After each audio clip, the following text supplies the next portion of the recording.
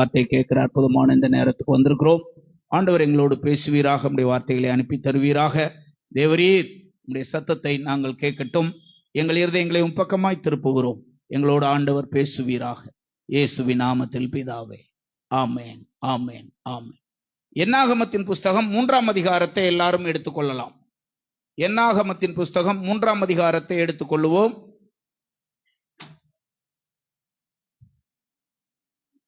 முப்பத்தி 2வது வசனத்தை எல்லாரும் சேர்ந்து வாசிக்கலாமா?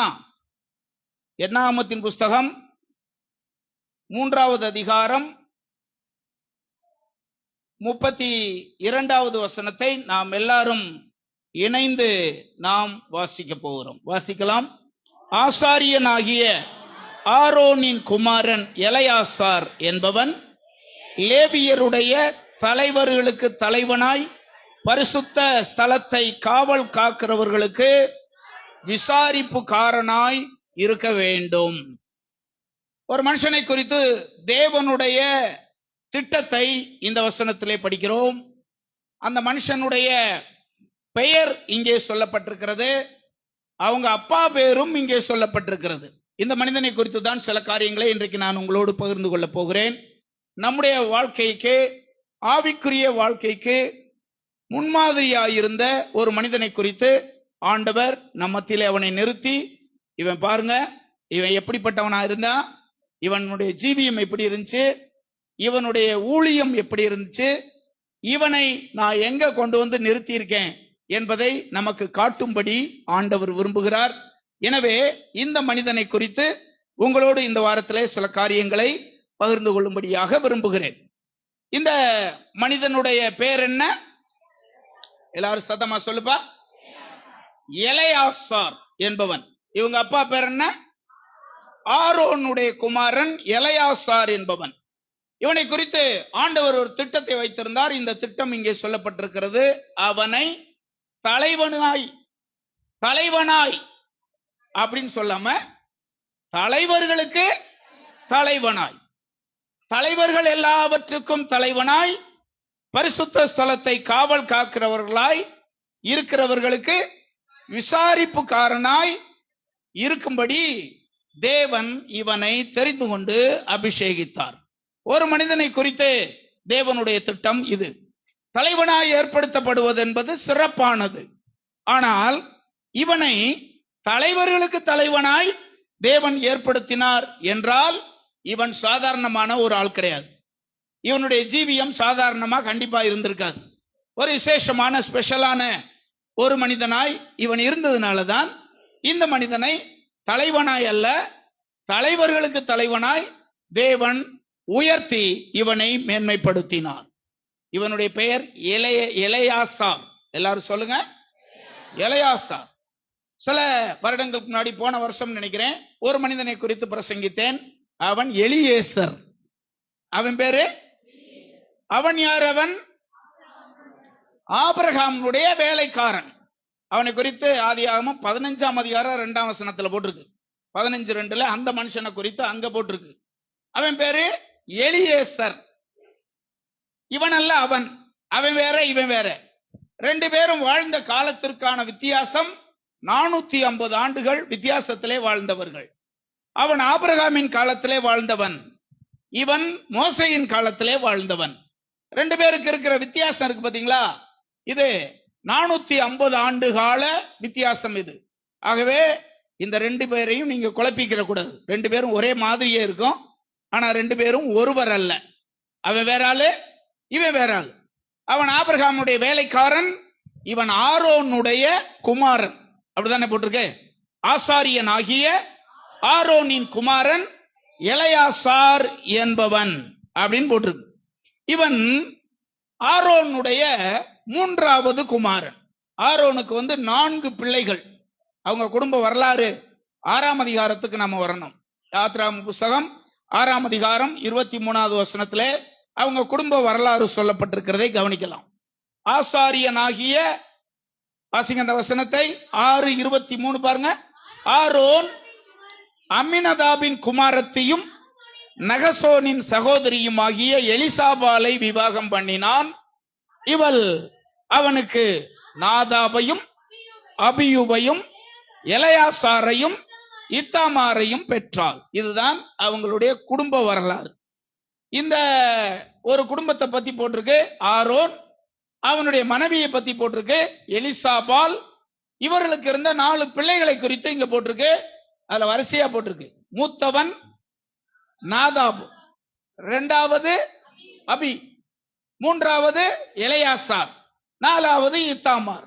இதுல இந்த 3ஆம் குமாரனை தான் ஆண்டவர் தெரிந்து கொண்டு இவனுக்கு தன்னுடைய காரியங்களை வெளிப்படுத்தி தனக்கு முன்னாடி இவனுக்கு ஊழியம் கொடுத்து அந்த ஊழியத்தை நிறைவேற்றிய போது இறுதியிலே கர்த்தர் இவனை கொண்டு வந்து எங்கே நிறுத்துறாரு? தலைவர்களுக்கு தலைவனாய் கொண்டு வந்து நிறுத்துகிறார். ஹல்லேலூயா. முதலாவதாக எலெயாசார். எலெயாசார் என்றால் என்ன என்று நாம் அறிந்து கொள்ள போகிறோம். எலெயாசார் என்றால் என்ன அப்படின்னா, தேவன் உதவி செய்கிறார் என்று அர்த்தம். தேவன் உதவி செய்கிறார் அப்படின்னு அர்த்தம். நம்முடைய தேவனாகிய கர்த்தர் தம்முடைய ஜனங்களாகிய நமக்கு எல்லா சூழ்நிலையிலையும் உதவி செய்ய வல்லவராயிருக்கிறார். அல்லேலூயா. எந்த நிலைமையிலையும் எந்த சூழ்நிலையிலையும் தம்முடைய ஜனங்களாகிய நமக்கு அவர் உதவி செய்வதற்கு வல்லவராயிருக்கிறார். யூதாவின் ராஜாவாகிய ஆசா என்பவன் அரசாண்ட காரியத்தை குறித்து 2 நாளாகமத்தின் புஸ்தகம் 14ஆம் அதிகாரத்தில் நாம வாசிக்கிறோம். இவன் ஒரு ராஜா. அவங்க அப்பா இறந்த போது இவன் இப்போது ராஜாவாக வருகிறான். அந்த ராஜாவினுடைய பெயர் ஆசா என்பது. இந்த ஆசா ராஜாவா இருக்கும் போது இவனுக்கு விரோதமாய் அநேக சேனைகளை கூட்டிக் கொண்டு எதிரி ராஜா அவனிடத்துல யுத்தத்துக்கு வருகிறான். இவன் பாடு பேசாம இருக்கான். இவனுக்கு விரோதமாய் இன்னொரு ராஜா யுத்தத்துக்கு வருகிறான். அவனிடத்துல இவனை விட பெரிய சேனை இருக்கு. பெரிய சேனையோடு அவன் யுத்தத்துக்கு வருகிறான். இந்த நேரத்துல தான் ஆசா தேவனை நோக்கி பார்த்து இப்படி ஒரு ஜெபம் பண்ணுவான். 11வது வசனம், 14, 11, 2 நாளாகமம். அந்த இடத்துல போட்டிருக்கு, பலம் உள்ளவனுக்கு ஆகிலும் பலன் இல்லாதவனுக்கு ஆகிலும் உதவி செய்கிறது உமக்கு லேசான காரியம். ஆசா இப்படிப்பட்ட ஒரு இக்கட்டான நிலைமையில் வந்தபோது, இவனுக்கு விரோதமாக ஏராளமான படையோடு ஒருத்தன் வந்தபோது தன் தேவனை நோக்கி இப்படி சொல்றான், ஆண்டவரே, அவனிடத்துல சேனைகள் அதிகமா இருக்கலாம், என்கிட்ட சேனை கம்மியா இருக்கலாம், ஆனா நீர் எனக்கு உதவி செய்ய இந்த நேரத்தில் வல்லவர் என்று தேவனை நோக்கி பார்த்து ஜெபம் பண்றான். அவன் எப்படி ஜெபம் பண்றான்? பலன் உள்ளவனுக்கு ஆகிலும் பலன் இல்லாதவனுக்கு ஆகிலும் உதவி செய்கிறது உமக்கு லேசான காரியம்.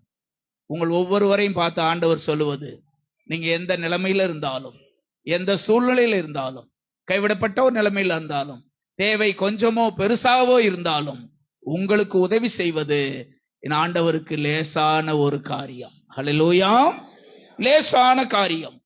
நாம் லேசான ஒரு காரியத்தை தேவனிடம் கொண்டு செல்லலாம். மற்றவைகள் தேவனால் கூடாது என்று ஒருபோதும் நாம எண்ணக்கூடாது.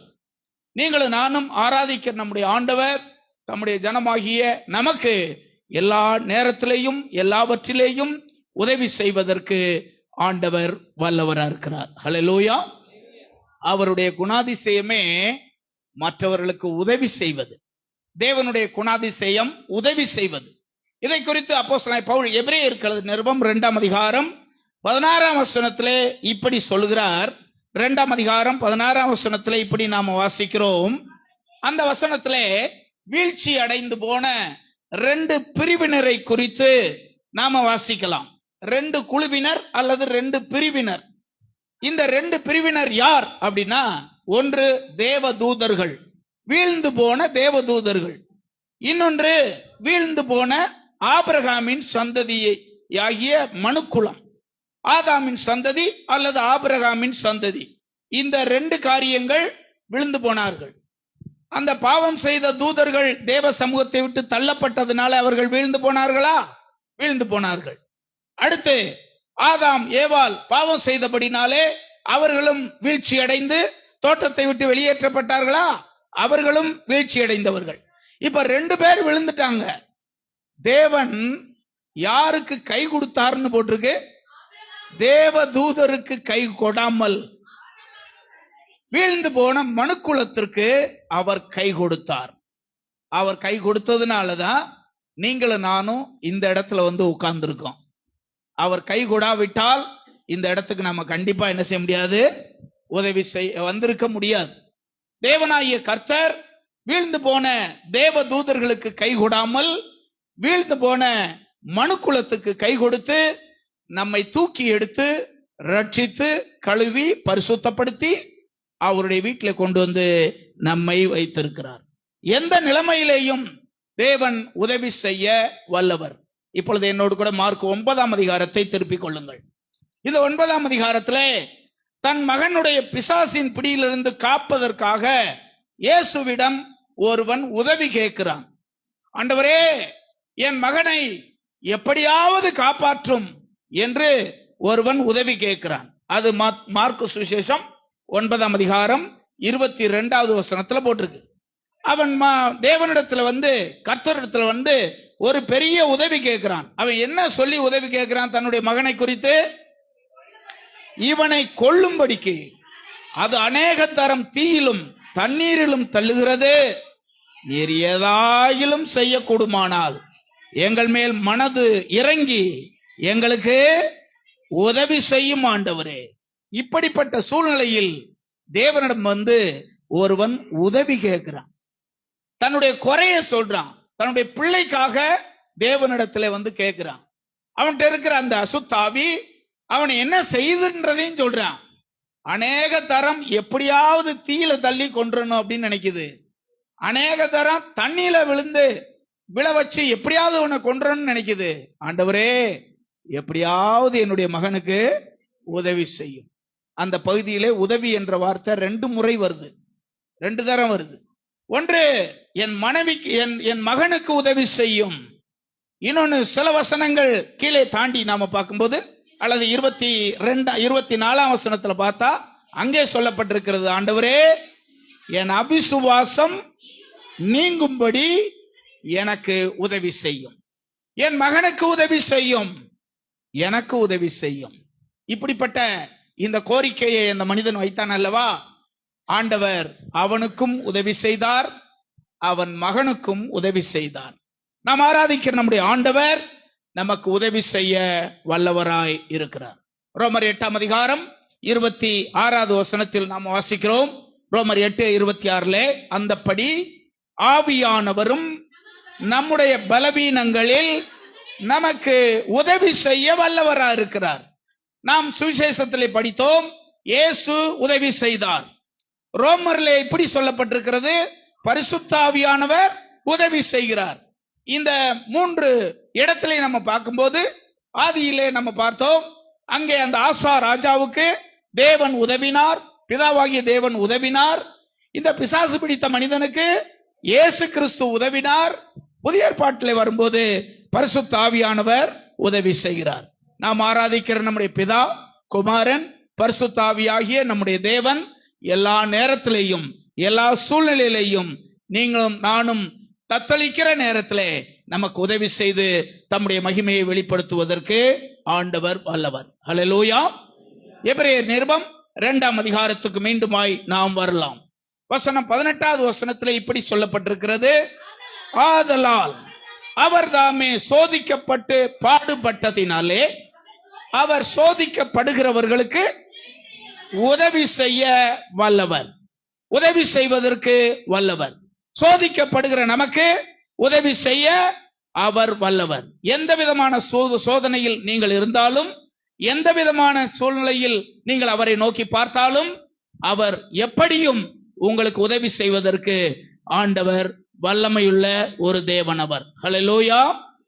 ஆரோன் எகிப்தின் அடிமைத்தனத்தில் இருந்தபோது, எகிப்தின் அடிமைத்தனத்தில் ரொம்ப வேதனைப்பட்டு செங்கல் அறுத்து பட்டணங்களை கட்டுகிற சுமை சுமக்கிற வேளையில் கஷ்டத்தோடு இருந்த அந்த காலகட்டத்தில் அங்கேதான் இவன் பிறக்கிறான்.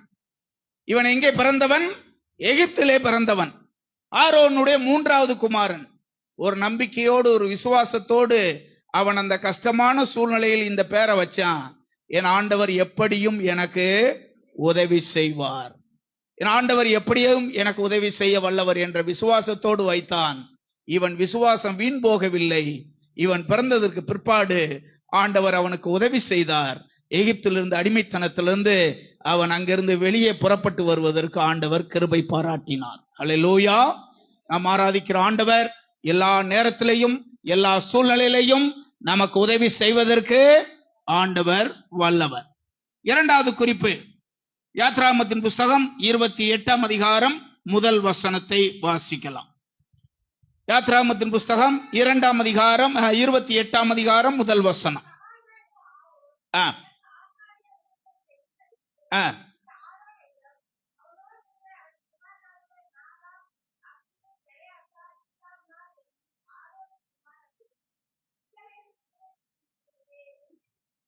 உன் சகோதரனாகிய ஆரோன் எனக்கு ஆசாரிய ஊழியம் செய்யும்படிக்கு நீ ஆரோனையும் அவனோடு கூட அவன் குமாரராகிய நாதாப், அபியூ, எலெயாசார், இத்தாமார் என்னும் ஆரோனின் குமாரரையும் இஸ்ரவேல் புத்திரரிலிருந்து பிரித்து உன்னிடத்தில் சேர்த்து கொள்ளுவாயாக.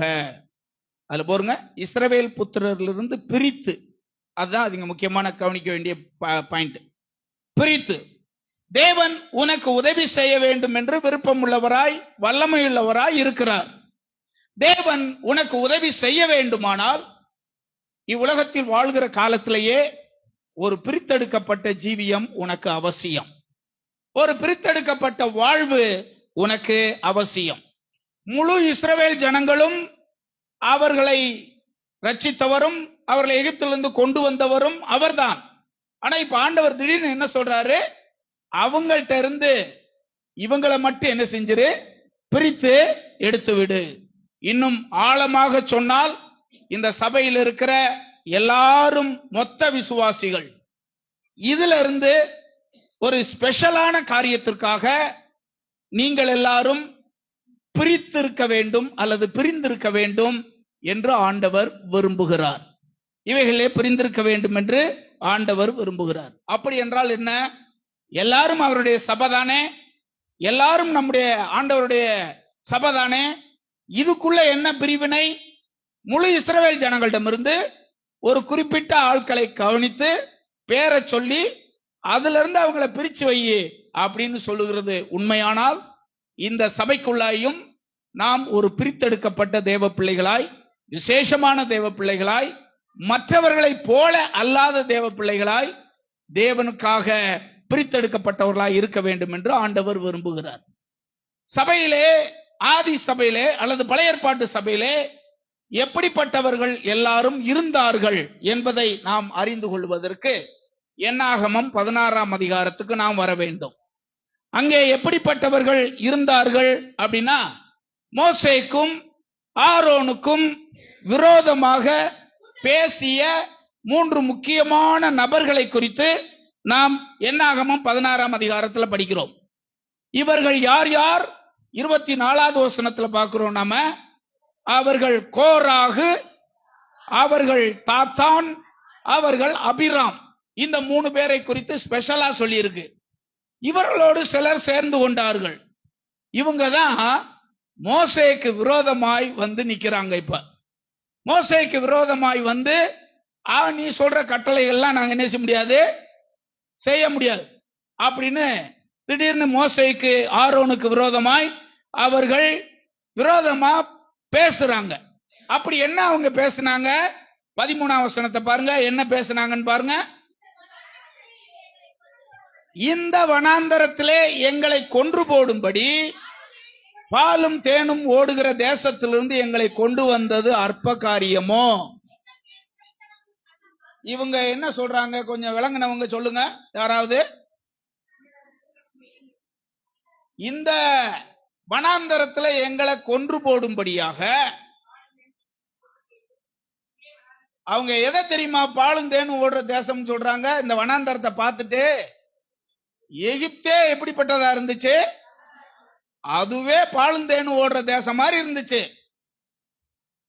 அங்க இருந்து எங்களை இங்க கொல்றதுக்காக கூட்டிட்டு வந்த நின்னு அப்படின்னு மோசேக்கும் ஆரோனுக்கும் விரோதமா அவங்க பேசுறாங்க. இந்த ஆவிக்குரிய ஜீவியத்துல வரும்போது பிசாசு உங்க உள்ளத்துல இந்த மாதிரி காரியத்தை பேசுவான். நீ உலகத்துல இருந்தீல, அதுக்கும் இப்ப சபைக்குள்ள வந்திருக்கீல, இப்பவும் உனக்கு என்ன கிடைச்சிருக்கு? அவன்லாம் எவ்வளவு ஜாலியா இருக்கான், எவ்வளவு மகிழ்ச்சியா இருக்கான், திருவிழா கொண்டாட்டம் குடி வெறி எப்படி நல்லா இருந்துகிட்டு இருக்கான். இங்க உள்ள வந்து நீ என்னத்தை சம்பாதிச்ச, உனக்கு என்ன கிடைச்சிருக்கு என்ற வார்த்தையை சொல்லுகிறவன் யாரு? பிசாசு வந்து இங்க இருக்கிற ஒரு ஆள்கிட்டையும் சொல்லுவேன். அன்றைக்கு இந்த ஆவி, அந்த அபிராம், கோராகு, தாத்தான் இவர்கள் ஒரு பெரிய கூட்டமா பிரிஞ்சாங்க. அவங்க வந்து மோசைட்ட வந்து சொல்றாங்க, அந்த நாடே எங்களுக்கு எப்படி இருந்துச்சு, வாளும் தேனும் ஓடுகிற நாடா எங்களுக்கு தெரியுது. இப்ப நீ எங்களை எங்க கொண்டு வந்துட்ட, இந்த வனாந்தரத்துல கொண்டு வந்து எங்களை கொல்றதுக்காக இங்க கூட்டிட்டு வந்திருக்க அப்படின்னு சொல்லி அவங்க விரோதமா பேச ஆரம்பிச்சாங்க. அடுத்து 14வது வசனத்தை பாருங்க.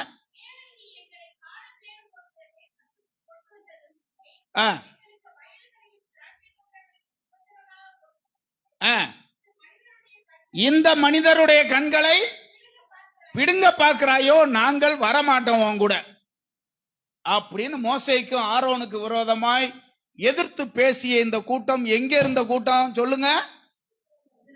சபைக்குள்ள இருந்த கூட்டம். இந்த கூட்டம் வெளியே இருந்த கூட்டம் அல்ல. இந்த கூட்டம் எதுக்குள்ள இருந்துச்சு? சபைக்குள்ளாவே இருந்த கூட்டம். ஆகவே இந்த ஆவி சபைக்குள்ள இருக்குமா இருக்காதா? இருக்கும். இதுல நமக்கு பிரித்தெடுக்கப்பட்ட வாழ்க்கை இருக்கணும்.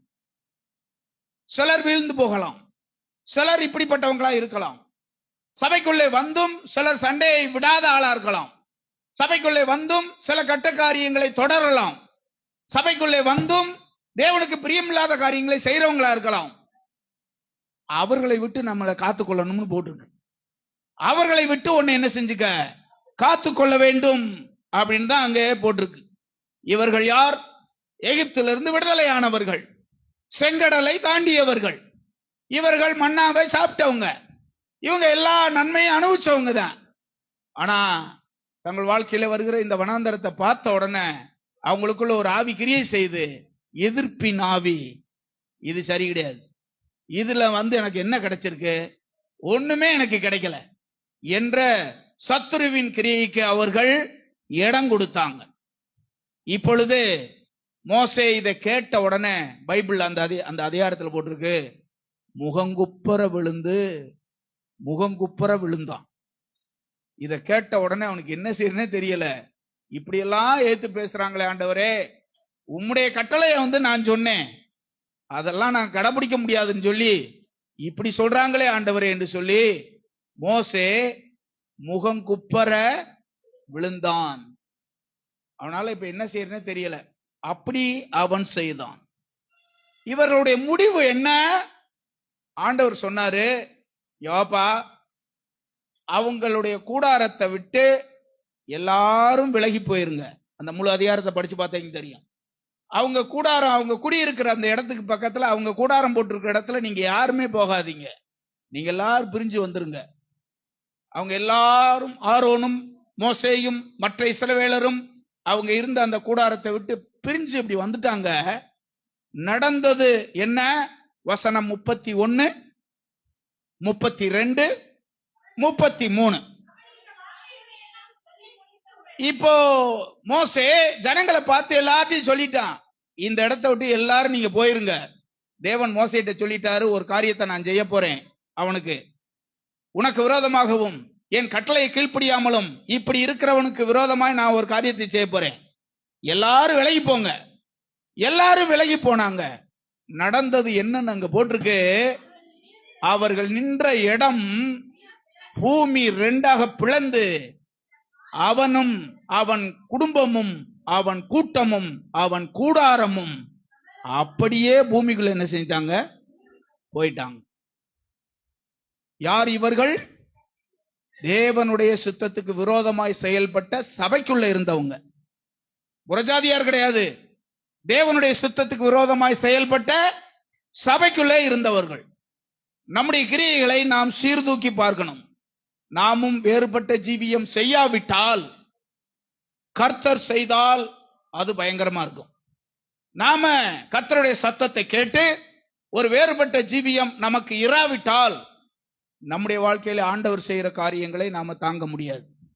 எனவே தேவனுடைய பிள்ளைகளே, உங்களை நீங்களே சீர்தூக்கி பாருங்கள், உங்களை நீங்களே கவனித்து பாருங்கள்.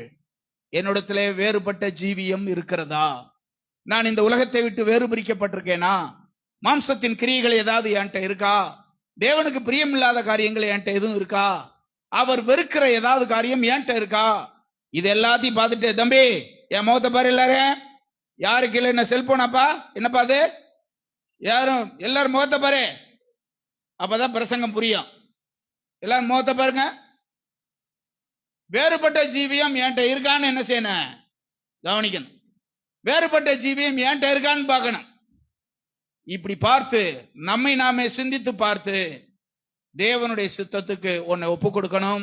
ஆண்டவர் உன்கிட்ட பேசுவது உலகத்திலிருந்து விலக்கி உன்னை காத்துக்கொள். ஹல்லேலூயா. 2 கொரிந்தியர் 6ஆம் அதிகாரம் 2 கொரிந்தியர் 6ஆம் அதிகாரம் 17ஆம் வசனத்துல போட்டிருக்கல. 2 கொரிந்தியர் 6:17 ஆனபடியால் அவர்கள் நடுவிலிருந்து புறப்பட்டு பிரிந்து போய், இதுதான் ஆண்டவர் சபைக்குள்ளே தெரிந்து கொள்ளப்பட்டவர்கள்கிட்ட சொல்லுவது. அவங்களோட நீ போயிடாத. ஒரு கூட்டம் அப்படி இருக்கலாம், சபைக்குள்ளே சபையில இருக்கிற சிலர் அப்படி இருக்கலாம். ஆனால் நீ உன்னை வேறு பிரித்து, உன்னை வித்தியாசமான வைத்து உன்னை காத்துக்கொள். அவரிடமிருந்து வேறு பிரித்து உன்னை நீ காத்துக்கொள். என்னாகமத்தின் புஸ்தகத்திலே ஒரு வசனம் இருக்கு. 8வது அதிகாரம் 3வது வசனத்தை பாருங்க. 8ஆம் அதிகாரம் 3வது வசனத்தை பாருங்க. கர்த்தர் மோசேக்கு கட்டளையிட்டார்.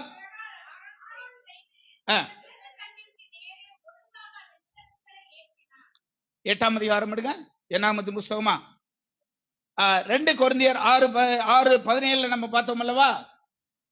அதற்கு ஒப்பனையாக அவர்கள் நடுவிலிருந்து புறப்பட்டு பிரிந்து போங்கள் அப்படின்னு அவங்ககிட்ட சொன்ன ஆண்டவர். இப்ப புதிய ஏற்பாட்டுக்கு நம்ம வர்றோம். பேதுரு பிரசங்கம் பண்றார். முதல் பிரசங்கம் பெந்தேகோஸ்தே நாள்ல.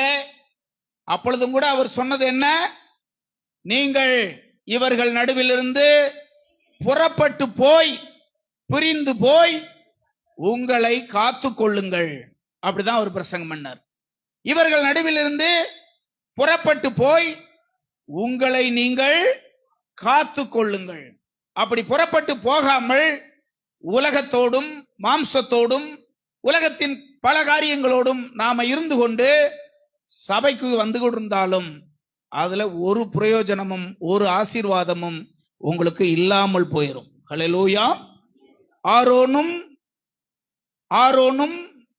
அவன் குடும்பத்தினரும் அல்லது பிள்ளைகளும் ஊழியத்துக்கு அழைக்கப்பட்டார்கள். அதைத்தான் இந்த என்னாகமம் 8ஆம் அதிகாரம் 3வது வசனத்துல பார்க்கிறோம். இல்ல என்னாகமம் 8ஆம் அதிகாரம் 3ஆம் வசனம். என்னாகமம் 8ஆம் அதிகாரம் 3ஆம் வசனம். மோசேக்கு கட்டளையிட்ட பிரகாரம்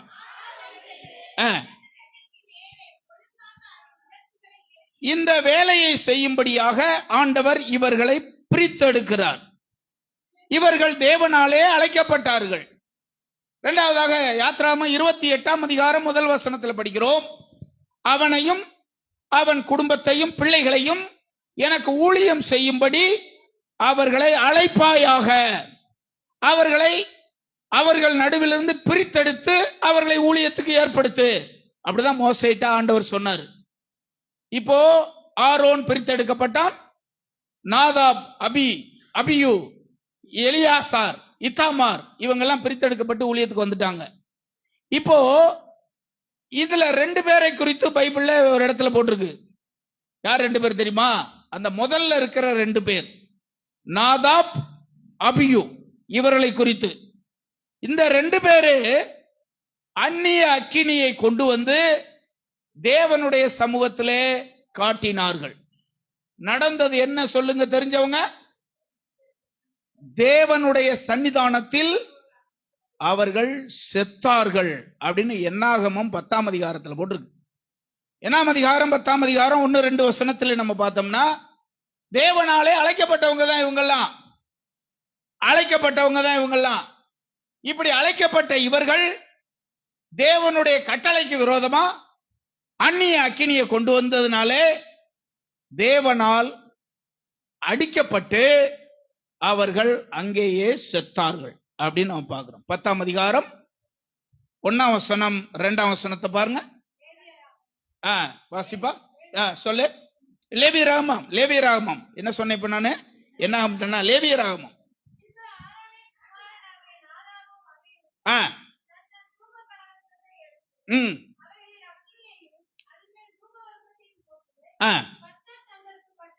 கர்த்தர் தங்களுக்கு கட்டளையிடாத அந்நிய அக்கினியை அவருடைய சந்நிதியில் கொண்டு வந்தார்கள்.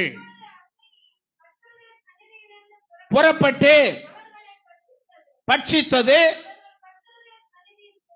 அவர்கள் கர்த்தருடைய சன்னிதானத்தில், இவர்கள் அழைக்கப்பட்டவங்க தான். இவங்கெல்லாம் தேவ கட்டளையை மீறி அந்நிய அக்கினியை கொண்டு வந்ததுனால அவர்கள் 2 பேரும் செத்தார்கள். ஒரு காரியத்தை 2 பேர் செய்யணும்னா 2 பேரும் உடன்பட்டார்கள், அப்படிதான் அர்த்தம். அப்படித்தானே?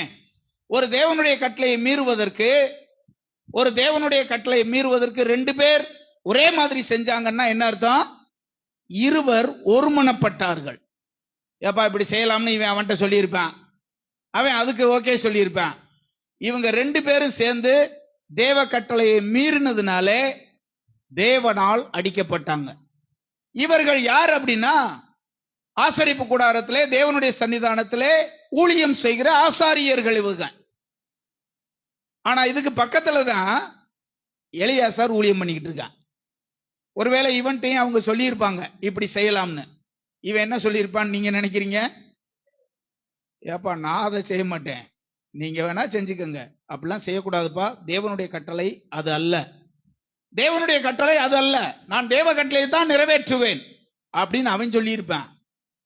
இவனை விட்டு நம்ம போய் செய்வோம் அப்படின்னு சொல்லிட்டு இவன் கூட பிறந்த 2 பேர் இருக்காங்க பத்தியலா, அவர்கள் 2 பேரும் தேவனுடைய கட்டளைக்கு விரோதமாக அந்நிய அக்கினியை கொண்டு வந்து அவர்கள் தேவ சன்னிதானத்தில் வச்சதுனாலே 2 பேரும் அவர்கள் செத்தார்கள். இவன் ஒருவன் அவரிடமிருந்து பிரிந்தான். இவன் அவரிடமிருந்து பிரிஞ்சான் பாருங்க, இவன் காப்பாற்றப்பட்டான். இவனிடமிருந்து அவன் பிரிந்ததுனாலே அவன் காப்பாற்றப்பட்டான் என்று நாம் அறிந்து கொள்கிறோம்.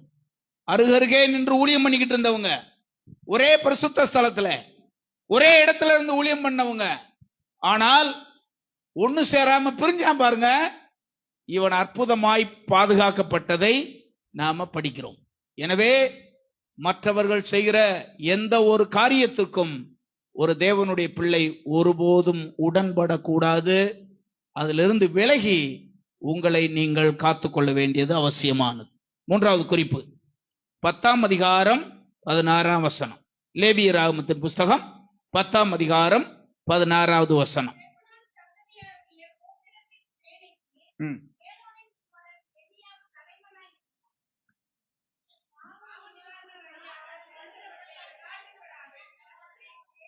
அதுதான் பைபிள்ல பார்த்தேன், வேற மாதிரி வாசிக்கிறது மாதிரி இருக்கேன்னு. என்னாகமத்தின் புஸ்தகம், லேவியராகம புஸ்தகம் 10வது அதிகாரம் 16வது வசனம். பாவ நிவாரண பலியாக செலுத்தப்பட்ட வெள்ளாட்டுக்கடாவை மோசே தேடி பார்த்தான், அது தகனிக்கப்பட்டு இருந்தது. இதுல ஒரு விளக்கத்தை நான் சொல்றேன், இதுல ஒரு சின்ன காரியம் இருக்கு, எல்லாரும் என்ன கவனிச்சாதான் இதை தெரிஞ்சுக்க முடியும். அதாவது பாவ நிவாரண பலியாக செலுத்தப்படுகிற அந்த வெள்ளாட்டுக்கடாலே சில பகுதிகள் தகனிக்கப்பட வேண்டும், சில பகுதிகள் புசிக்கப்பட வேண்டும் ஆசாரியர்கள் என்ற பிரமாணம் அந்த வேத பகுதியில் போட்டிருக்கு. இந்த அதிகாரத்துல தான் 10ஆம் அதிகாரத்துல தான், லேவியராகமம் 10ஆம் அதிகாரத்துல தான் அங்கே நாதாபும் அபியூவும் மரிக்கிற சம்பவம் அங்கதான் சொல்லப்பட்டிருக்கு. அதற்கு பிற்பாடு பலி செலுத்துதல் நடக்குது. அதுல ஒரு ஆட்டுக்கடா, அது பாவ நிவாரண பலியாக செலுத்தப்பட வேண்டிய ஆட்டுக்கடா. அது இந்த ஆட்டுக்கடாவில அதுல பைபிள்ல போட்டிருக்கு, இப்ப படிக்க நேரம்ல, சில பகுதிகள் புசிக்கப்பட வேண்டும், சில பகுதிகள் தகனிக்கப்பட வேண்டும். இப்போ புசிக்கப்பட வேண்டிய அந்த பகுதியை எடுத்து வைத்துவிட்டு தகனிக்கப்பட வேண்டியவைகள் தவணிக்கப்பட வேண்டியது தேவனுடைய சட்டம். இப்ப மோசே வருகிறான், புசிக்கப்படுவதற்காக எடுத்து வைக்கப்பட்ட அந்த பகுதியை இப்ப தேடி பார்க்கிறான். பைபிள்ல போட்டிருக்கு. இப்ப அந்த வசனத்தை படிங்க. பாவ நிவாரண பலிக்காக செலுத்தப்பட்ட வெள்ளாட்டு கடாவை, இப்போ அந்த கடாவினுடைய ஒரு பகுதியை மோசே தேடி பார்க்கிறான். ஆனால் அது என்ன செய்யப்பட்டிருந்தது? தகனிக்கப்பட்டிருந்தது. இத பார்த்த உடனே மோசே என்ன பண்ணான்னு போட்டிருக்கு, ஆரோனின் மேலும் ஆகையால் மீதியா இருந்த எலெயாசார் இத்தாமார் என்னும் ஆரோனின் குமாரனின் மேல் உடனே அவன் கோபப்படுறான். ஐயோ, தேவனுடைய பிரமாணத்தை நீங்க மீறிட்டீங்களே அப்படின்னு ஆரோன்ட்ட போய் கேட்கிறான், ஏன் இப்படி செஞ்ச அப்படின்னு. இப்பதான் அவன் 2 பிள்ளை இப்பதான் செத்துருக்காங்க.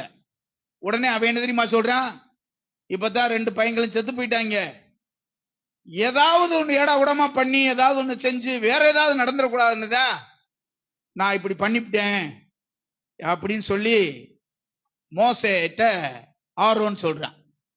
அவன் செத்தவங்க ஆரோனுடைய பிள்ளைங்க தான். 4 பேர்ல 2 பேர் செத்து போயிட்டாங்க. இப்ப கோபப்பட்டு பேசுறான். எலியாசர் மேல ரொம்ப கோபப்படுறான். அவன் மேல கோபப்பட்டு அப்படி பேசுறான். அப்படி பேசும்போது எலியாசர் இருக்கான் பாத்தீங்களா, இந்த கடிந்து கொள்ளுதலை, இது தவறுதான் என்று இந்த கடிந்து கொள்ளுதலை உள்ளத்திலே ஏற்றுக்கொண்டான். இந்த தவறுதலை மோசே சுட்டி காண்பித்த போது அதை தேவ பிரமாணமாக எலியேசர் ஏற்றுக்கொண்டான். இங்கே கடிந்து கொள்ளப்பட்ட எலெயாசாரை குறித்து இந்த இடத்திலே படிக்கிறோம். புசிக்கப்பட வேண்டியது தகனிக்கப்பட்டிருந்தது, தவணிக்கப்பட்டது சாம்பலா போச்சு. மோசே தேடி பார்க்கிறான், அது இல்ல, அது எரிக்கப்பட்டு சாம்பலா இருக்கு. பார்த்த உடனே சத்தம் போடுறான். மோசே தேவனுடைய பிரமாணத்தை இப்படி மீறிட்டீங்களே என்று சொல்லிட்டு கடிந்து கொண்டான் அப்படின்னு போட்டிருக்கு. எப்படி திட்டினான்னு நமக்கு தெரியாது.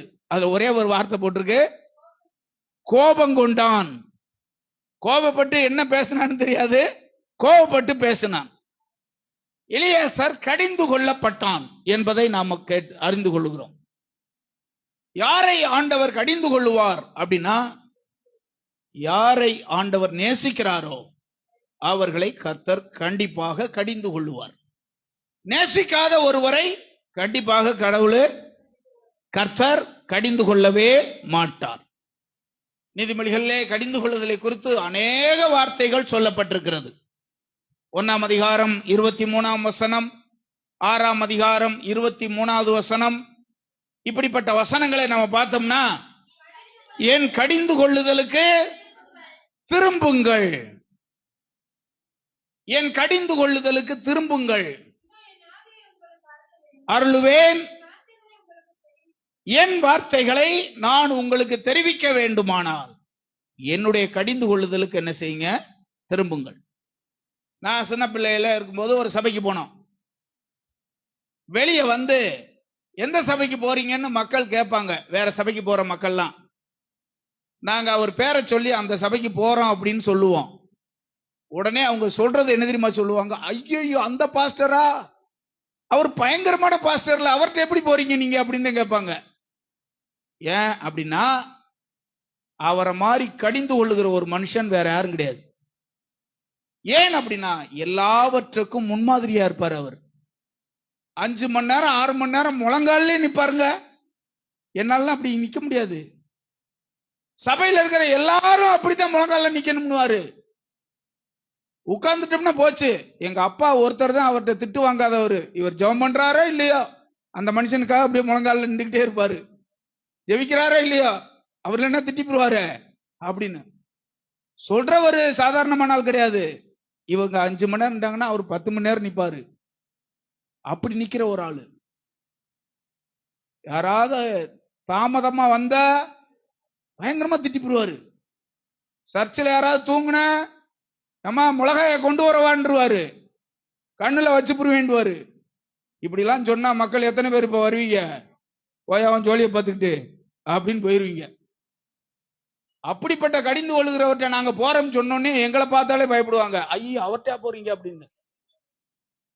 அப்போதைக்கு இருந்தது ஒரு 25 பேர் தான் இருப்பான் சபையில. அந்த 25 பேரும் ஒரு ஆள் கூட சோடை இல்லாம அதுல பலர் மரித்து போனாங்க. அப்பெல்லாம் சின்ன பிள்ளைகளா இருந்த நாங்க இப்ப ஊழியம் பண்றோம். அவங்க குடும்பத்திற்கு எல்லாரும் ஊழியக்காரங்களா இருக்கோம்.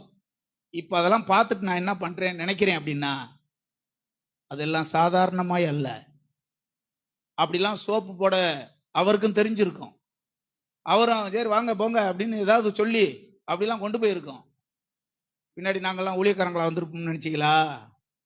கண்டிப்பா நினைஞ்சிருக்க மாட்டோம், வந்திருக்கவே மாட்டோம். இப்பொழுது தெரிகிறது கடிந்து கொள்ளுதல் அவசியமா இல்லையா என்று. 6ஆம் அதிகாரத்துக்கு இப்போது வருகிறோம். நீதிமொழிகள் 23 நாம படிக்கிறோம். கடிந்து கொள்ளுதல் என்றால் என்ன? அங்க போட்டிருக்கு, போதக சிட்சையே ஜீவ வழி. எங்கே வைத்து நம்மை சிட்சிப்பார்? போதகத்திலே நம்மை சிட்சிப்பார். போதித்து நம்மை சிட்சிப்பார். போதித்து நம்மை சிட்சிப்பார். கோபம் கொண்ட மோசேயை முறைச்சு பார்க்காம எலெயாசார் அதை சந்தோஷமா ஏற்றுக்கொண்டான். சந்தோஷமா மோசேயை ஏற்றுக்கொண்டான். மோசே கோபம் கொண்டான். மோசேக்கு கோபம் வராது, சாந்த குணம் உள்ளவன் அப்படின்னு பைபிள்ல போட்டிருக்கு. அவனே கோபப்படுற அளவுக்கு நடந்து போச்சே அப்படின்னு சொல்லிட்டு ரொம்ப கோபப்பட்டான் அன்னைக்கு. இதை எலெயாசார் அப்படியே பொறுத்து கொண்டான்.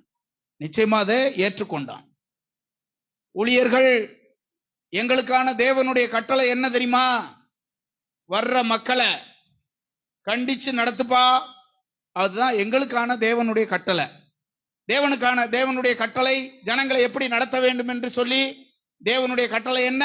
ஊழியக்காரங்களுக்கு 2 தீமோத்தேயும் 4:2 போட்டிருக்கல, ஊழியக்காரனே உன் ஜனங்களை நீ எப்படி நடத்தணும்?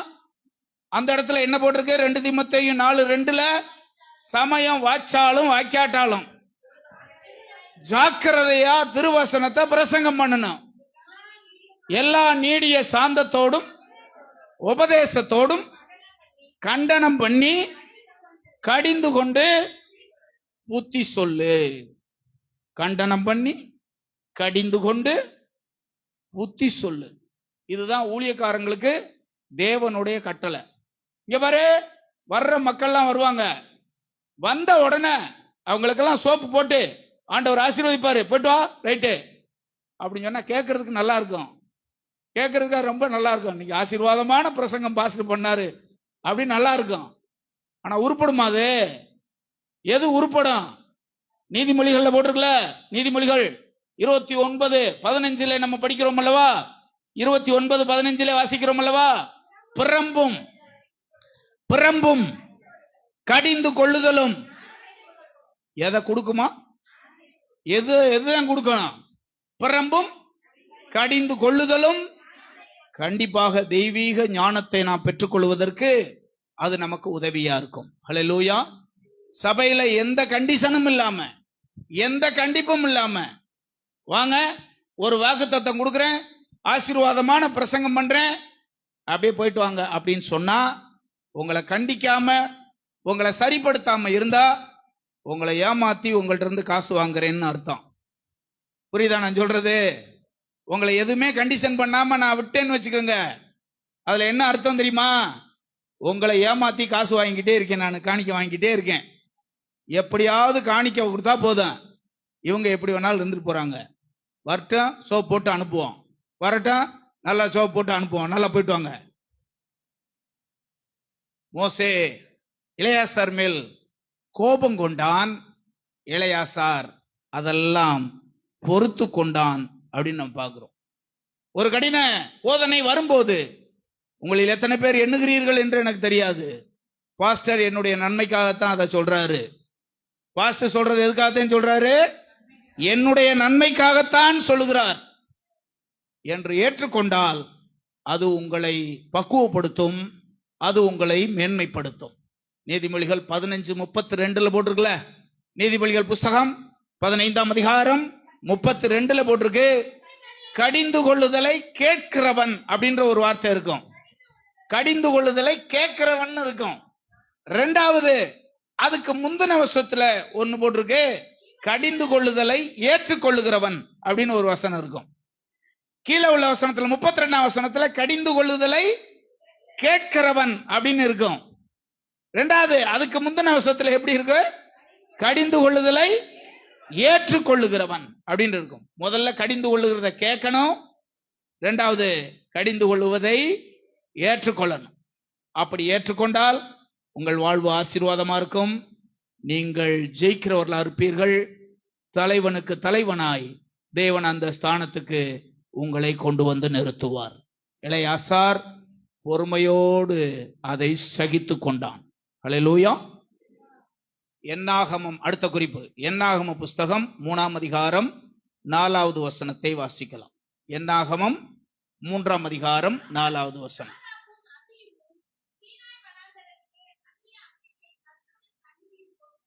ம் ம் ம்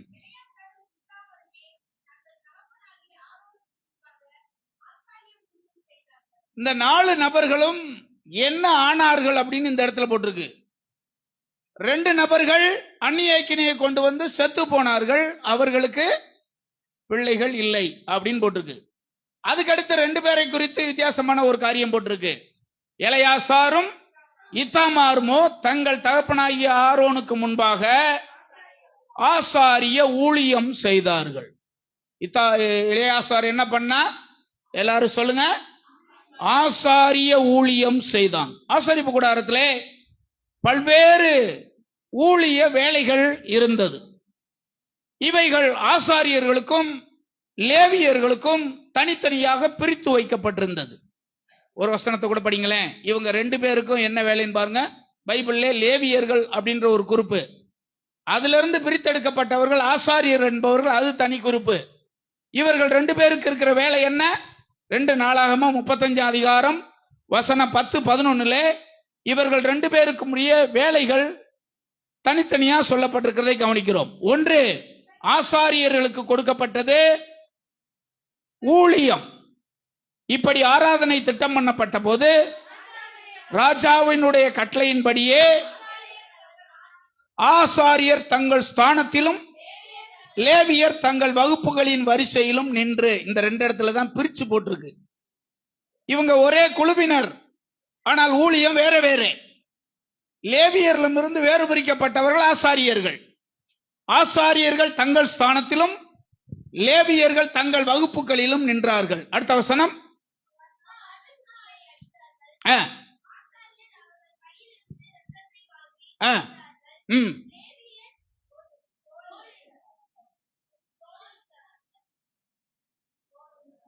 ரெண்டு பேரும் என்னென்ன வேலை செஞ்சாங்கன்னு போட்டிருக்கு.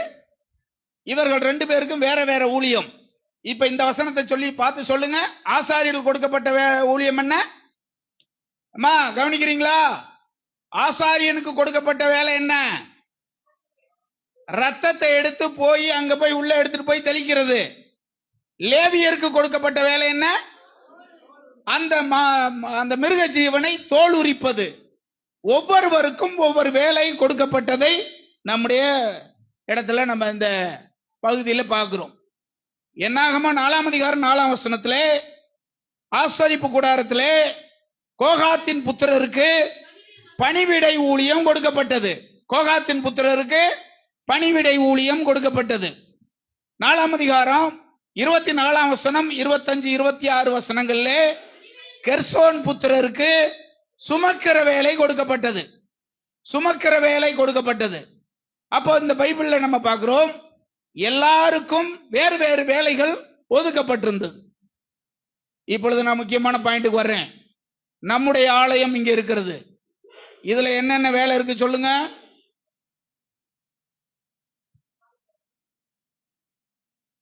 உங்களுக்கு தெரியாதா பாஸ்டர்? என்கிட்ட கேக்குறீங்க.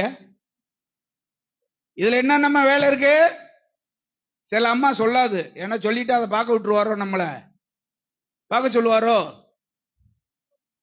சிலர் சொல்ல மாட்டாங்க. என்னென்ன வேலை இருக்குன்றதை நீங்க அறிஞ்சுக்கணும். என்னென்ன வேலை இருக்கு பைபிள்ல சொல்லியிருக்கு. எலெயாசார் அந்த தலைமைக்கு வந்ததுக்கு காரணம் என்ன? அவன் 2 பேர் கூட பிறந்த செத்து போயிட்டாலும் இவன் ஆசாரிய ஊழியத்தை செய்தவனா இருந்தான். சபையிலே நீங்க செய்யற வேலை என்னன்னு பார்க்கணும். சபையில நான் செய்யற வேலை என்ன? சபைக்கு வர்றதே நான் செய்யற ஊழியம் தான் பாஸ்டர். இதுல எந்த வேலையும் என்கிட்ட சொல்லக்கூடாது. எச்சரிக்கையா இருங்க. சிலர் அப்படி உள்ளத்துல அப்படி நினைக்கிறோம். உள்ளத்துல நாம என்ன தெரியுமா நினைக்கிறோம், சபைக்கு வர்றதே நான் செய்யற பெரிய ஊழியம் தான், வேற எந்த ஊழியமும் எனக்கு கிடையாது அப்படின்னு சிலர் உள்ளத்துல நினைக்கிறதுனாலதான் எந்த வேலையும் எந்த ஊழியத்தையும் நம்ம என்ன செய்யறது கிடையாது. இந்த நிலைமையில இருந்து நீங்க வெளியே வரணும். நல்லா கை நல்லா இருக்கும் போதே, இழுத்துக்கிட்டு போகாம நல்லா இருக்கும் போதே கையை உயர்த்தி கத்தர ஸ்தோத்திரம் பண்ணணும்னு ஒரு தேவ மனுஷன் சொன்னாரு. முழங்கால் நல்லா இருக்கும் போதே முழங்கால் போட்டு ஜெபம் பண்ண பழகிக்க அப்படின்னு ஒரு தேவ மனுஷன் சொன்னாரு. பல்லெல்லாம் போறதுக்கு முன்னாடியே நல்லா கர்த்தரை துதிச்சு பாடி கர்த்தரை மகிமைப்படுத்திக்க. இதெல்லாம் பிரச்சனையான நேரத்துல என்ன வரும், எனக்கு மட்டும் பல்லு இப்ப நல்லா இருந்துச்சுன்னா நல்லா பாடுவேன் பாஸ்டர் அப்படின்னு அந்த பாட்டி சொல்லுச்சுன்னா எப்படி இருக்கும்? நல்லா இருந்த காலத்துல என்ன பண்ண, நீனு வாயை பொத்திக்கிட்டு இருந்தீல, இப்ப என்ன வருது? எப்ப இதுக்கு என்ன வருது? பல்லெல்லாம் போனதுக்கு பின்னாடி பாடுற என்ன வருது? கையை உயர்த்த முடியல பாஸ்டர் எல்லாரையும் போல அப்படின்னு இப்ப என்ன வருது? எந்திரிச்சு நிக்க முடியல பாஸ்டர், என்னால கால் வலிக்குது பாஸ்டர். நல்லா இருக்கும் போது என்னமா பண்ண? நீ செஞ்ச ஆண்டவருடைய ஊழியம் என்ன? இந்த இடத்துல ஒரு 20 வருஷத்துக்கு முன்னாடி, இந்த ஆலயம் கட்டுறதுக்கு முன்னாடி வந்த புதுசுல இங்க ஒரு சின்ன ஒரு இடத்துல பக்கத்துல ஒரு செட்டு போட்டு ஒரு ஆலய, அங்கதான் பிரேயர் நடந்துகிட்டு இருந்துச்சு. அங்க யார் சிலரும் வந்திருப்பீங்க, சிலர் வராம இருப்பீங்க. இந்த இடத்துல 5-6 பேர் வந்தாங்க. அங்க இருக்கிற அந்த வந்தவங்க எத்தனை பேர் இங்க இருக்கீங்கன்னு தெரியல எனக்கு. அப்ப நீங்க பாத்தீங்கன்னா ஞாயிற்றுக்கிழமை நான் வந்து அந்த சின்ன கூடாரத்துல, ஏற்கனவே ஞாயிற்றுக்கிழமை தவிர அந்த இடம் பூரா மாடு கட்டி இருப்பாங்க. அதை பூரா சுத்தம் பண்ற வேலை எனக்கு. எல்லாத்தையும் சுத்தம் பண்ணி அதை பூரா குட்டி கிட்டி எள்ளிட்டு அதுல பாய போட்டு அதுல எல்லாத்தையும் நான் செய்வேன். அது மேல ஒரு பேனர் இருக்கும், அந்த பேனர்லாம் விரிச்சு அதுக்கு மேல பாய போட்டு இந்த வேலையெல்லாம் செய்வேன். ஒரு நாள் திடீர்னு ராத்திரி மழை வந்துருச்சு. மழை தண்ணி பூரா அதுக்குள்ள போயிருச்சு. இப்ப என்ன செய்யறதுன்னு தெரியல. காலையில அதுக்குள்ள உட்காரணும், ஒரே சகதியா கிடக்கு. விடிஞ்ச உடனே லைட்டா வெறிச்சிச்சு. அப்ப டிவி வச்சிருந்தேன், அதுல சாக்குகள் எடுத்துட்டு போய், இன்னும் எனக்கு தெரியுது, அந்த சாப்டூர் ரோட்ல போய் ரோட்டு ஓரத்துல கிடக்கிற மணலை பூரா குமிச்சு குமிச்சு அள்ளி 4-5 சாக்குல நானே அள்ளி நானே அதை கொண்டு வந்து அதை பூரா அந்த சகதிக்கு மேல பூரா போட்டு எல்லாத்தையும் பண்ணி, இப்படித்தான் அந்த ஊழியத்தை நான் செஞ்சேன். அதுக்கு பின்னாடி எல்லாத்தையும் போயிட்டு எல்லா வேலையும் முடிச்சுட்டு வீட்டில் போய் வெள்ளை சட்டையை போட்டு வந்துட்டு நானே பாட்டு பாடி, நானே ஜெபம் பண்ணி, நானே கீபோர்டு போட்டு, நானே பிரசங்கம் பண்ணி, நானே ஜெபம் பண்ணி, எல்லா மக்களும் போனதுக்கு பின்னாடி நானே பாய வச்சு மடிக்க வச்சுட்டு நானே கூட்டி எல்லாத்தையும் செஞ்சுக்கிட்டு இருந்தேன். ஆமா பாஸ்டர், அது உங்க வேலை தானே பாஸ்டர். இப்பவும் அதை செய்ய சொல்றீங்க நீங்க எல்லாரும் சேர்ந்து. செய்யுங்க பாஸ்டர், இதெல்லாம் உங்க வேலை பாஸ்டர். இப்ப நீங்க ஊழியத்துக்கு தானே வந்திருக்கீங்க. கூட்டுறது, பாய போடுறது, என்னென்ன வேலை இருக்குமா சொல்லுங்கம்மா. யாராச்சும் பாய எடுத்து வச்சுட்டு போற ஆள் யாராவது இருக்கீங்களாம்மா? யார் எடுத்துட்டு போறது? நீங்க உட்கார்ற பாய சொல்லுங்க. நீங்க உட்கார்ந்துட்டு போற பாய சேர எடுத்து வச்சுட்டு போறது யாரு? உங்களுக்கு இங்க பாய் போட்டு வைக்கிறது யாரு? தயவு செய்து பெரியவங்க வயசானவங்க கோவிச்சுக்கிறாதே, உங்களை சொல்லலை நான். நீங்க வாங்க போங்க, ஏன்னா உங்களால ஒண்ணும் முடியாது.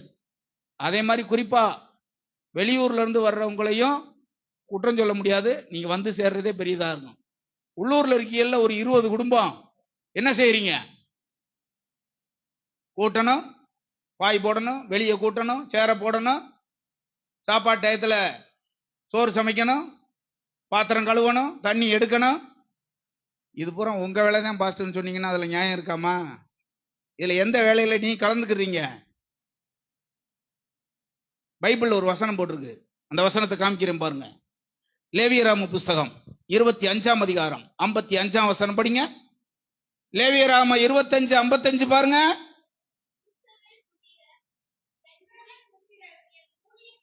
இந்த இடத்துல போட்டிருக்குமா ஒரு வார்த்தை, இஸ்ரவேல் புத்திரர். யார் இவர்கள்? எல்லாரும் சத்தமா சொல்லுப்பாடே தம்பி, இஸ்ரவேல் புத்திரர். இப்ப என்ன என்ன இருக்குன்னா, யாராச்சும் பார்ப்பாங்க. அத யாரு பார்ப்பாங்க? யாராச்சும் பாய் போடுவாங்க, யாராச்சும் எடுத்து வைப்பாங்க. எனக்கு என்ன, யாராச்சும் எடுத்து வைப்பாங்க, யாராவது பார்ப்பாங்க, யாராவது பாத்திரம் விளக்குவாங்க, யாராவது நம்ம சாப்பிட்ட பிளேட்டை யாராச்சும் கழுவி வைப்பாங்க, யாராச்சும் செய்வாங்க. இந்த எண்ணம் மனசுல இருக்கிறதுனாலதான் இத்தாமாருக்கு ஏன் அந்த அளவுக்கு அவன் வந்தான் தெரியுமில? அதான் பாயிண்ட் சொல்றேன் உங்கள்கிட்ட. அவன் என்ன ஊழியம் பண்ணான்னு போட்டிருக்கு? ஆசாரிய ஊழியத்தை அவன் பொறுப்பா செஞ்சான். இல்லாம அவன் தலைவர்களுக்கு தலைவனா வரல. இந்த காரியத்தெல்லாம் செய்யாம தலைவர்களுக்கு தலைவனாய் அவன் வரல. இதெல்லாம் சந்தோஷமாய் அவன் செய்தான். உங்களுக்கான வேலை என்ன, ஊழியம் என்னன்னு நீங்க தெரிஞ்சுக்கணும். யாராவது செய்யட்டும் அப்படின்னு ஓடிடக்கூடாது. யாராவது செய்யட்டும் அப்படின்னு ஓடிடக்கூடாது. அக்கா 10:30க்கு சர்ச்சுக்கு வந்தா பாய் போடுறது யாரு? யாரா போட்டு வைங்க பாஸ்டர், நீங்க நாங்க வந்து உட்காருவோம். அதே மாதிரி முடிஞ்சு முடியாம ஏதோ தீப்பிடிச்சு எறிகிற கட்டடத்துல இருந்து உயிர் தப்ப ஓடுவாங்க பாருங்க. அந்த மாதிரி ஆமீன் போடுறதுல ஒரு அக்கா ஓடுதே, எடுத்து வைக்கிறது யாரு? இதெல்லாம் கவனமா கவனிச்சுக்கோங்க. குறிப்பா வாலிப பிள்ளைங்க, வாலிப தம்பிமாரு, பெரியவங்க எல்லாம் ஒதுக்கிக்கங்க. உங்களை சொல்லல, மத்தெல்லாம் இருந்து. ஏன்னா உங்களுக்கு இருக்கிற காலத்துல அப்புறமா நீங்க யோசிப்பீங்க, ஐயோ இந்த ஊழியத்தெல்லாம் நான் செய்வேன். எப்ப? கம்பவுண்டிங் நடக்கும்போது, மெதுவா கால் எடுத்து வைக்கும்போது, இப்படிலாம் ஊழியம் இப்படிலாம் செஞ்சிருக்கலாமே அப்படின்ற எண்ணம் அப்ப வரும். இளையாசார் அப்பா அவனுக்கு கொடுத்த அழைப்பை அவன் நிறைவேற்றும்படியாக ஆசாரிய ஊழியத்தை அவன் செய்தான். தேவன் உங்களுக்கு நியமித்த ஊழியத்தை இப்பொழுதே நீங்க செய்யுங்க. இந்த வாரமே செய்யுங்க. தேவன் உங்களை ஆசீர்வதிப்பார். ஹல்லேலூயா. அடுத்த குறிப்பு என்னாகமம் 4ஆம் அதிகாரம் 16ஆம் வசனம். என்னாகமம் 4:16.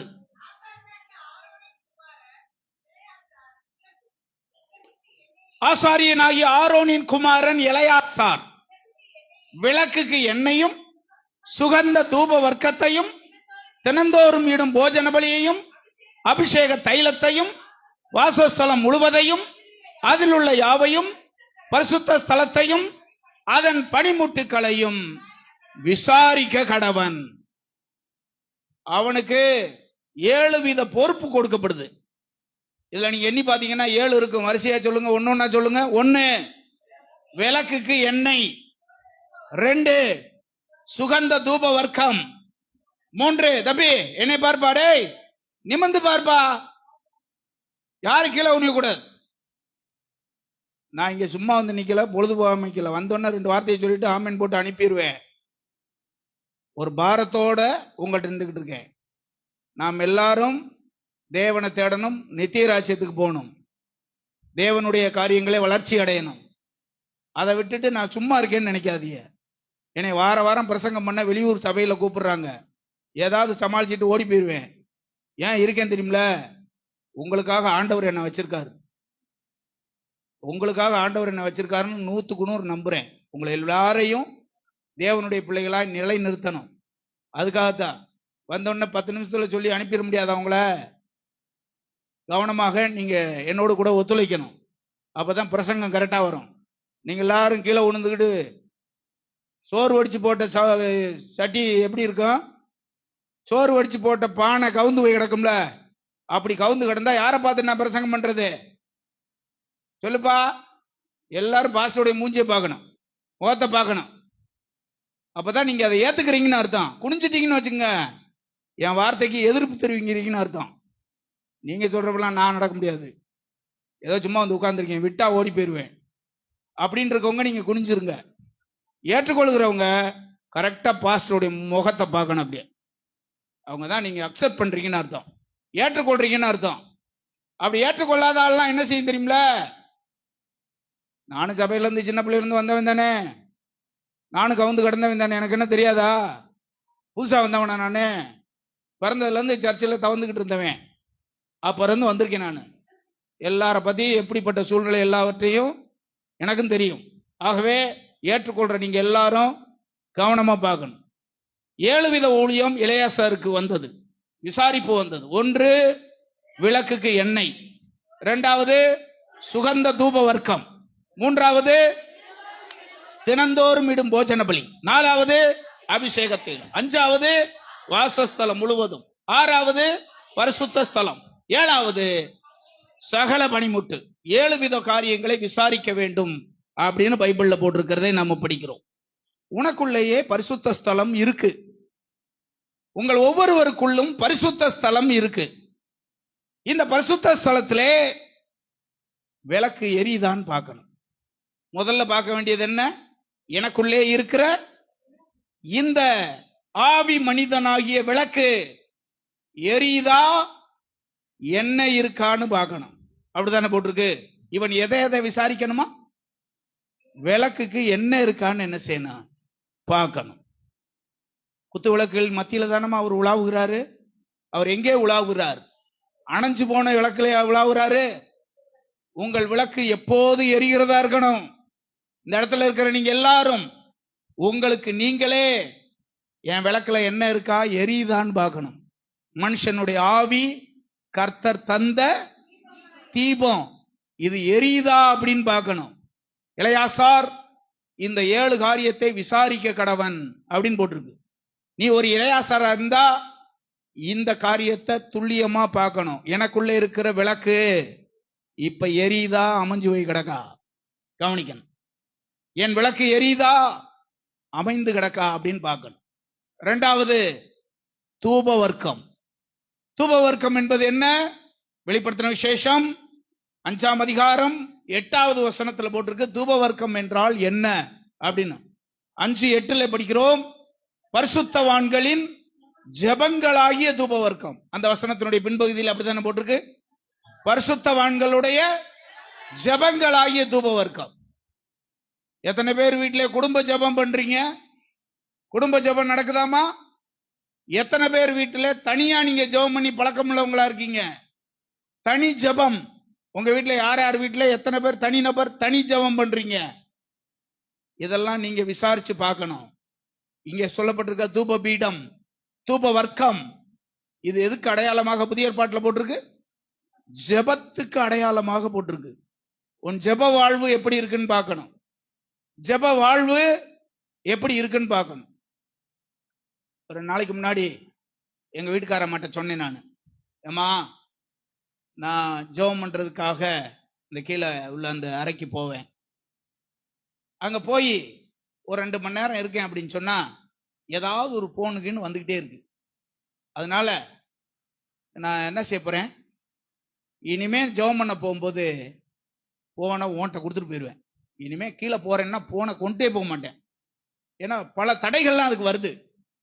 நான் கொண்டு போல, உன்கிட்ட கொடுத்துட்டு போறேன். ஆனா சில நேரத்தில் பைபிள் குறிப்புகள் எழுதும் போது நெட்ல இருந்து சில பைபிள் குறிப்புகளை நான் எடுப்பது வழக்கம். அதுக்கு வேற ஏற்பாடு ஏதாவது பண்ணி அதெல்லாம் பெரிய பெரிய புஸ்தகங்கள்ல வச்சிருக்கேன். அந்த புஸ்தகத்தை பிரட்டணும் அதுக்கெல்லாம். அப்ப சொன்னேன், எப்படியாவது புஸ்தகத்தை கூட நான் பிரட்டிடுறேன். பெரிய புஸ்தகமா இருக்கும், அது இவ்வளவு பெரிய புஸ்தகமா இருக்கும் வச்சிருக்கேன்.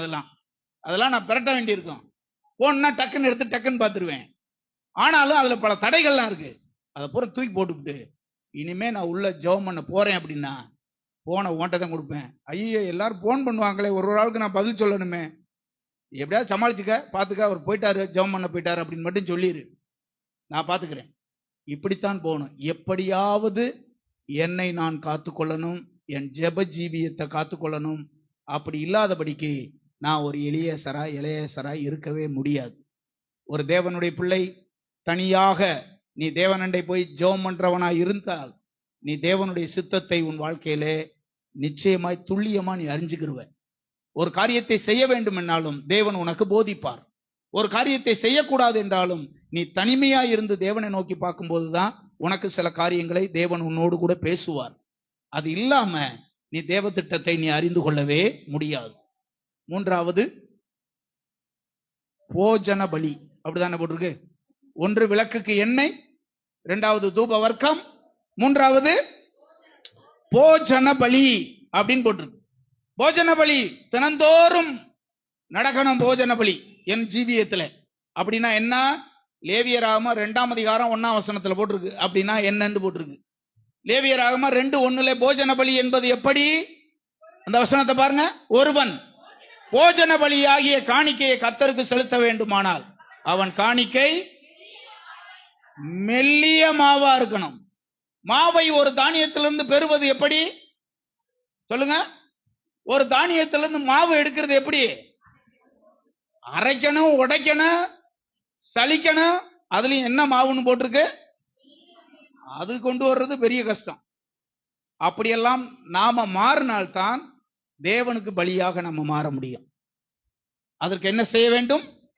தினந்தோறும் உடைக்கப்படணும், தினந்தோறும் சலிக்கப்படணும், தினந்தோறும் தேவனுக்கு பலியாக நாம் மாறணும். இன்றைக்கு நான் தேவனுக்கு பலியாக நான் மாறணும். இன்னைக்கு எப்படி தேவனுக்கு பலியாக இன்னைக்கு நான் மாறணும்? இளையாசாட்ட கர்த்தர் சொல்றாரு, இந்த 7 காரியத்தை தினந்தோறும் நீ விசாரிக்கணும். உனக்குள்ளே பரிசுத்த ஸ்தலம் இருக்கு. உன் இருதயத்திலே நீ யோசித்து பார்க்கணும்.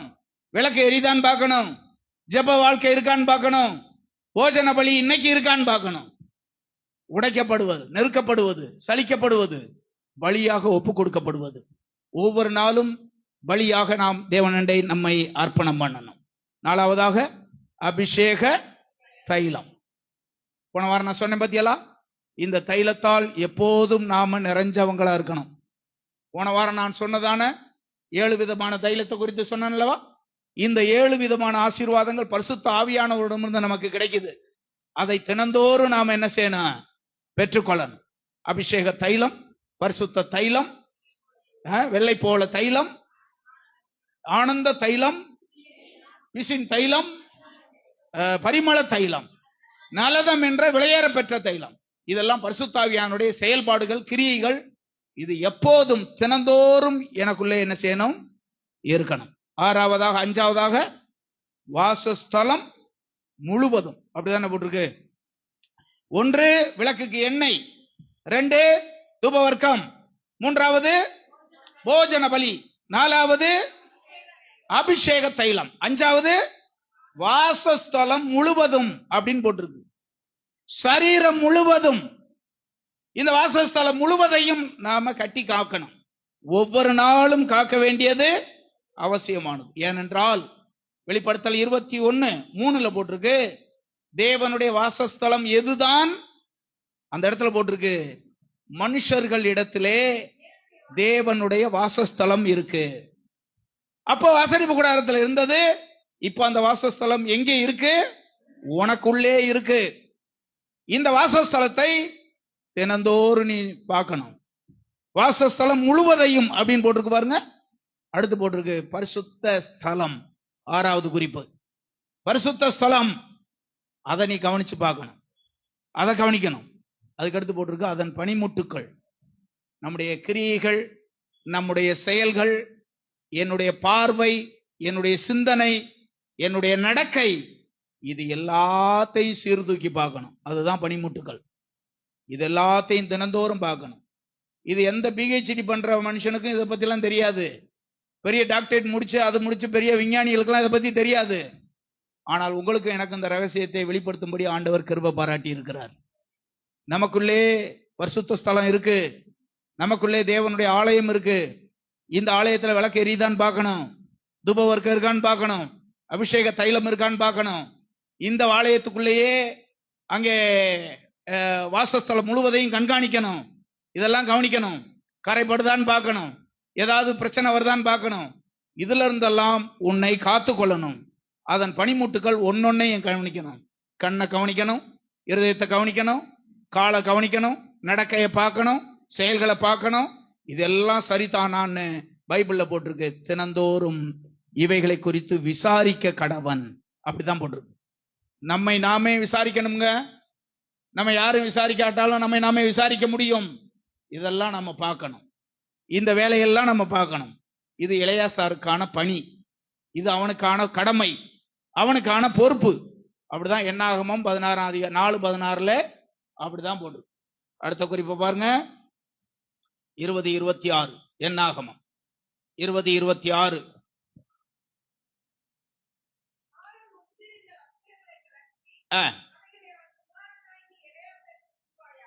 இந்த இடத்துல இந்த 20ஆம் அதிகாரத்துல ஆரோன் மரிக்கிறான்.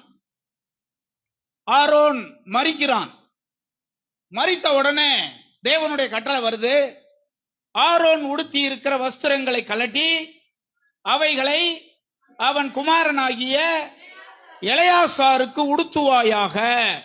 ஆரோன் அங்கே மரித்து தன் ஜனத்தாரோடே சேர்க்கப்படுவான். அங்கே ஒரு வஸ்திரத்தை குறித்து போட்டிருக்கு. அந்த வஸ்திரம் யாருக்கு கிடைத்தது? எலெயாசாருக்கு கிடைத்தது. ஆசாரிய வஸ்திரம் என்பது சாதாரணமான வஸ்திரம் அல்ல. ஆசாரிய வஸ்திரம் என்பது நம்ம போட்டிருக்கிற மாதிரி, பாஸ்டர் போட்டிருக்கிற மாதிரி பேண்ட் சட்டை அல்ல. நீங்க அணிஞ்சிருக்கிற மாதிரி சேலை சட்டை அல்ல அது. அதுவும் பிரதான ஆசாரியனுடைய வஸ்திரம் பாத்தீங்கன்னா அது விலையேற பெற்றது. அதுக்கு 2 அதிகாரத்தை ஆண்டவர் ஒதுக்கி இருக்கிறார். ஆசாரிய வஸ்திரம், ஆசரிப்பு கூடாரத்துல பாடத்துல ஆசாரிய வஸ்திரம் என்பது ஒரு பாடம். அது கண்டிப்பா நேரம் இருக்காதுன்னு நினைக்கிறேன் அதை நடத்துறதுக்கு. அது ஒரு தனி பாடம். அது ஆசாரிய வஸ்திரங்கள், அதை குறித்து 2 அதிகாரம், 28ஆம் அதிகாரம் 29ஆம் அதிகாரம் யாத்ராம புஸ்தகத்துல 2 அதிகாரத்தை ஒதுக்கி இருக்காரு. ஒரு ட்ரெஸ் எப்படி இருக்கணும்னு ஆசாரியனுடைய வஸ்திரத்தை குறித்து. அப்படி உருவாக்கப்பட்ட அந்த வஸ்திரம் ஆரோன் மரித்ததுக்கு பிற்பாடு யாருக்கு கொடுக்கப்படுது? எலெயாசாருக்கு கொடுக்கப்படுவதை படிக்கிறோம். நமக்கு தேவன் தருகிறதான புது சிருஷ்டிப்பை குறித்து இது நமக்கு விளக்குகிறது.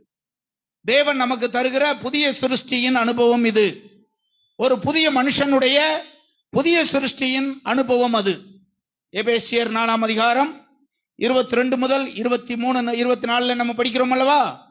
அந்த படி முந்தின நடக்கைக்குரிய மோசம் போக்கும் இச்சைகளாலே கெட்டு போகிற பழைய மனுஷனை நீங்கள் களைந்து போட்டு உங்கள் உள்ளத்திலே புதிதான ஆவி உள்ளவர்களாகி மெய்யான நீதியிலும் பரிசுத்தத்திலும் தேவனுடைய சாயலாக சிருஷ்டிக்கப்பட்ட புதிய மனுஷனை தரித்துக் கொள்ளுங்கள். இதுதான் அந்த வஸ்திரம். புதிய மனுஷனை தரித்துக் கொள்ளுங்கள். நமக்கு ஆண்டவர் கொடுக்கிற இந்த புதிய வஸ்திரம் இருக்கு பாருங்க. இந்த வஸ்திரத்தை எப்படியாவது கெடுத்து விட வேண்டும் என்று சாத்தான் முயற்சி பண்ணுவான். லேகியோன் பிசாசு பிடிச்சவன் இருந்தான்ல, அவன் எப்படி இருந்தான்னு பைபிள்ல போட்டிருக்கு. லேகியோன் பிசாசு பிடிச்சவன் 2 சுவிசேஷத்துல அவனை பத்தி போட்டிருக்கு. சீக்கிரம் எடுங்க. ஒரு ஆள் மார்க் எடுங்க, ஒரு ஆள் லூக்கா எடுங்க. மார்க்கு சுவிசேஷம் 8ஆம் அதிகாரம் 27ஆம் வசனம் படிங்க. ஒரு ஆளு லூக்கா 8:27 படிங்க. ஒரு ஆளு லூக்கா 8:27, ஒரு ஆள் மார்க்கு 5:14-15 படிங்க. லூக்கா 8:27.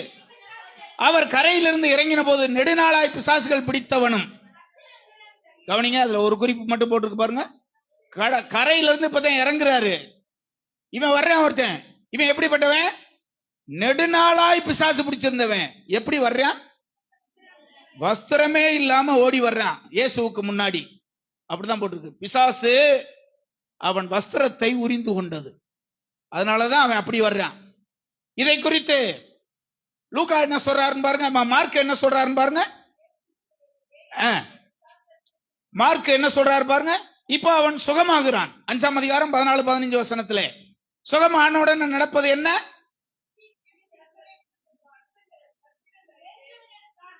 இயேசுவினிடத்தில் வந்து, இப்ப மக்கள்லாம் வந்து பாக்குறாங்க. லேகியோன் பிசாசு பிடிச்சவன இப்ப பாக்குறாங்க. விடுதலை ஆனதுக்கு பின்னாடி பாக்குறாங்க. இப்பதான் முதல் முறையா பாக்குறாங்க. இப்ப எப்படி உட்கார்ந்துருக்கான்? அந்த வசனம் அங்க போட்டிருக்கு. வஸ்திரம் இல்லாதவன் அப்படின்னு லூக்கா எழுதுறாரு, வஸ்திரம் இருக்கிறவன் அப்படின்னு மார்க் எழுதுறாரு. இப்போ பிசாசு இருந்த போது அவனிடத்துல வஸ்திரம் இல்லை. இப்ப பிசாசு போனதுக்கு பின்னாடி அவன்கிட்ட என்ன இருக்கு? இருப்பதை அவர்கள் கண்டார்கள் அப்படின்னு நம்ம பாக்குறோம். அப்படி பாக்குறோம். நம்ம எல்லாருக்கும் தெரியும்ல, நல்ல சமாரியன் ஓமை லூக்கா 10ஆம் அதிகாரத்துல போட்டிருக்கு. எருசலேமிலிருந்து இருந்து ஒருவன் எரிகோவுக்கு புறப்பட்டான். 10:30 லூக்கா போனா, அங்க கள்ளர் கையில் அகப்பட்டான். அவர்கள் உடனே என்ன பண்ணாங்கன்னு போட்டிருக்கு? வஸ்திரங்களை. இப்ப வஸ்திரங்கள் இல்லாதது பிசாசின் கிரியை, வஸ்திரம் இருப்பது தேவனுடைய கிரியை. இப்ப ஆரோன் மரித்தான். அவனுடைய வஸ்திரம் யாருக்கு கொடுக்கப்பட்டது?